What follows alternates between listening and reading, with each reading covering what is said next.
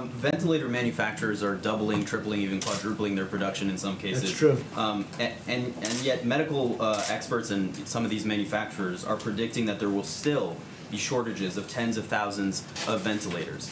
Is it time for you to level with the American public that there likely will be shortages of ventilators in some cases? Could be. I mean, it could be you have shortages, and it could also be that you have some that have way overestimated the number of ventilators they need. We think that we have a good amount ready to move. I mean, literally, like an army, they're ready to move to any hotspot. But some of the ones that you're talking about, always a nasty question from CNN. But some of the ones, because I think that, frankly, because you know what, you've asked that question about 10 times over the course of about a month. Look, we're mobilized and ready to go. We have a lot of ventilators ready to go.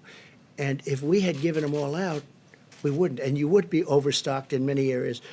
What we're doing is we have a very good plan to take from some areas, even though we have the 10 or almost the 10,000, we're also taking from areas that won't be as badly hit as today we think they will be.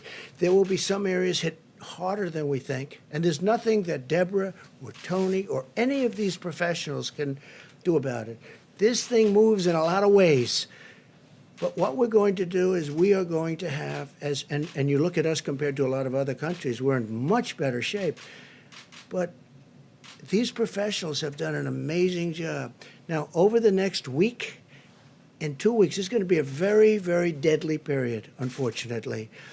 But we're going to make it so that we lose as few lives as possible.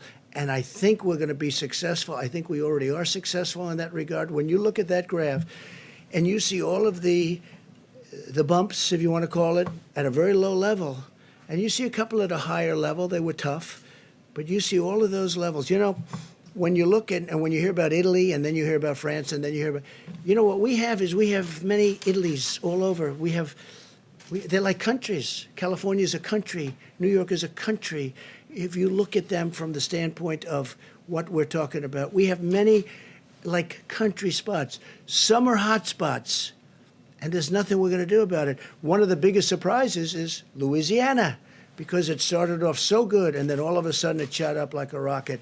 But we are going to try and have ventilators wherever we possibly can. Jeff, go ahead. Despite the Herculean effort of some of these companies to ramp up production as fast as possible, it still won't be enough. Well, New York wanted 40,000 ventilators. Okay, 40,000. Think of what 40,000 is.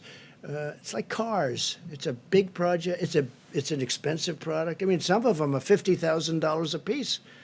I saw one the other day, 55,000. That was before they start playing the games with supply and demand, okay? Some are very, very, you call them luxury. Some are not. But frankly, these are very expensive products. These are very high-tech projects and products, and they take a period of time. We have thousands of them being built right now. Some will be ready. And we're going to have extra, and we'll keep them at hospitals. But a lot of hospitals, a lot of states had the chance of getting ventilators, and they turned those ventilators down so they could spend their money at something else. And in a way, I understand that, because who thinks a thing like this? It's not a knock. If I'm told, like perhaps New York, you can spend $1 billion on ventilators and get 16,000 or a massive number of ventilators that they've been offered over the years, or you can build a new bridge or road or something.